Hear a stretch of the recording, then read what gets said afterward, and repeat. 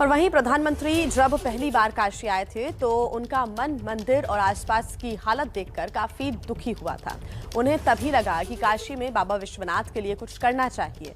अब उनका सपना पूरा हो रहा है। काशी कॉरिडोर निर्माण से जुड़ी कुछ अनछुई और अनसुनी कहानियां इस सुपर एक्सक्लूसिव रिपोर्ट में देखिए। गंगा मैया कभी भगवान बाबा विश्वनाथ के पांव पखारती रही होंगी।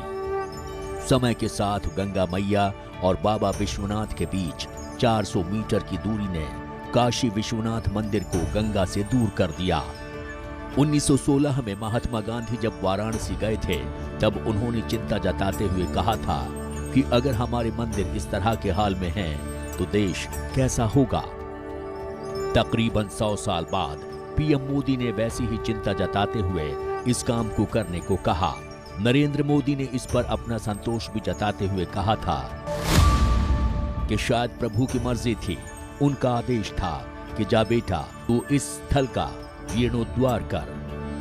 पीएम ने आर्किटेक्ट विमल पटेल को पहली बार कहा था कि ऐसा सुंदर और बढ़िया कॉरिडोर बनाओ जिससे गंगा से मंदिर जुड़ जाए। लोग गंगा स्नान करें या जल लेकर सीधे मंदिर जाएं, कोई रुकावट न हो। एक ऐसा रास्ता बनाओ जिससे जाकर तीर्थ यात्रियों का मन प्रफुल्लित हो जाए। पीएम खुद मास्टर प्लान का रिव्यू करते रहे, 3D एनिमेशन देखे, मैप देखा। पीएम मोदी ने आर्किटेक्ट को निर्देश भी दिया था घाट एरिया या दिव्यांगों के लिए व्यवस्था जैसे महत्वपूर्ण सुविधाओं का खास ख्याल रखा जाए। टोपोग्राफी और डेमोग्राफी के चलते बहुत मुश्किल काम था। एक एक इंच कंक्रीट से भरा था। अनिवार्य भूमि अधिग्रहण नहीं किया गया क्योंकि विवाद बढ़ता और समय लगता। लोग कोर्ट जाते, लेकिन आज एक भी मामला कोर्ट में नहीं है। पारस्परिक समझौते का उचित, न्यायोचित और पारदर्शी तरीका बनाया गया और उसके आधार पर ही जमीन अधिग्रहण किया गया। कई सारी संपत्ति तो ऐसी थी जिसके कई स्वामी थे। वो अलग अलग जगहों पर भी रहते थे। उनमें कुछ विदेशी भी थे। सबको एक साथ एक बोर्ड पर लाना मुश्किल काम था। एक संपत्ति के 17 स्वामी थे। ऐसी संपत्तियों का अधिग्रहण बड़ा ही मुश्किल था क्योंकि ऐसे संपत्तियों के कई स्वामी विदेश में रहते थे। ऐसी सूरत में संपत्तियों के अधिग्रहण के लिए कमेटी बनाई गई। कमेटी में सभी को एक बोर्ड पर लाया गया और समझौता कराकर इस संपत्ति को प्रशासन ने अधिग्रहित किया। सर्कल रेट से दुगनी कीमत भी दी गई ताकि संपत्ति के अधिग्रहण में किसी को कोई दिक्कत ना हो। ऐसी संपत्तियां 3 तरह की थीं।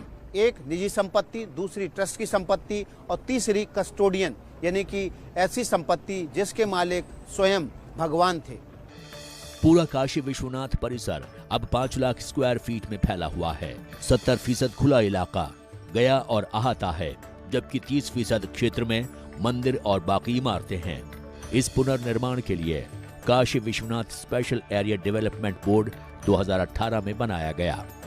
कंसल्टेंसी, डिजाइन, मास्टर प्लान सब व्यवस्थित तरीके से तैयार किया गया। काशी विश्वनाथ का मंदिर सांस्कृतिक गौरव और आर्थिक गतिविधियों का केंद्र है। यहाँ पर देश विदेश से पर्यटक आते हैं। पर्यटन के दौरान वे यहाँ से एक अद्भुत आध्यात्मिक गौरव महसूस करके जाते हैं। मंदिर के जीर्णोद्धार के बाद वे जब यहाँ आएंगे तो वे एक अलग ही अनुभूति को यहाँ से लेकर जाएंगे। इस पूरे कॉरिडोर के जीर्णोद्धार के वक्त आर्किटेक्ट ने इस बात का ख्याल रखा कि जब वो गंगा के घाट से मंदिर की तरफ जाए तो उस समय कदमों और नजरों का संतुलन कुछ इस तरह का हो कि मंदिर की दिव्यता और भव्यता बढ़ती ही चली जाए और आखिरी में उसको काशी विश्वनाथ के दिव्य दर्शन हो। प्रधानमंत्री नरेंद्र मोदी के सख्त आदेश थे कि इस पूरे जीर्णोद्धार के दौरान मंदिर के मूल स्वरूप को बिल्कुल भी ना छेड़ा जाए, सिर्फ पत्थरों की साफ सफाई का ही काम हो, और हुआ भी वैसा ही। एक बड़ी समस्या थी अफवाह फैलाने वालों की, जो लोग ये प्रोजेक्ट रोकना चाहते थे। अफवाह फैलाते रहे। पीएम मोदी का सख्त निर्देश था कि अफवाहों को फौरन तथ्यों के साथ काउंटर करें। काशी विश्वनाथ कॉरिडोर के निर्माण के दौरान एक संपत्ति को तोड़ने का वीडियो वायरल किया गया। एक परिवार को उसके मकान से निकालने का वीडियो वायरल किया गया।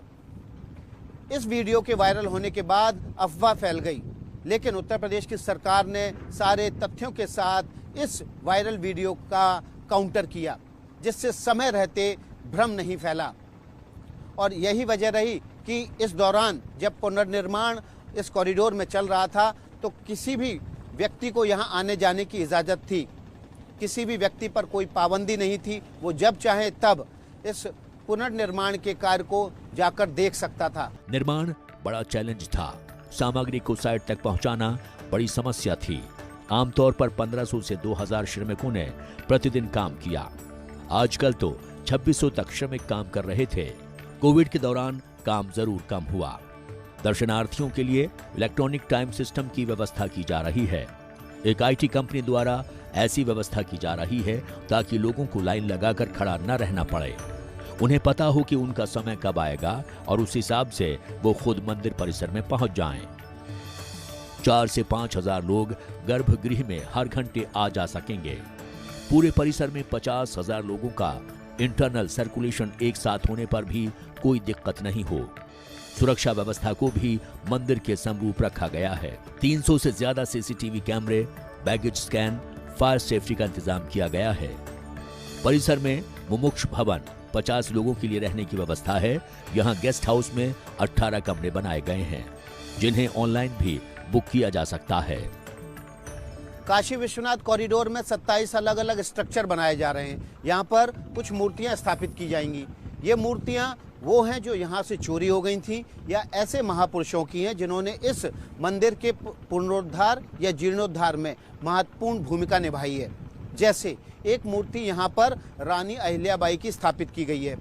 1780 में रानी अहिल्याबाई ने काशी विश्वनाथ मंदिर का जीर्णोद्धार कराया था और ऐसे ही महापुरुषों की मूर्तियाँ भी यहाँ पर लगाई जाएंगी। ये माना जा रहा है कि इस जीर्णोद्धार के बाद अब तकरीबन 1000 साल तक इस मंदिर में कोई विशेष जीर्णोद्धार की जरूरत नहीं पड़ेगी।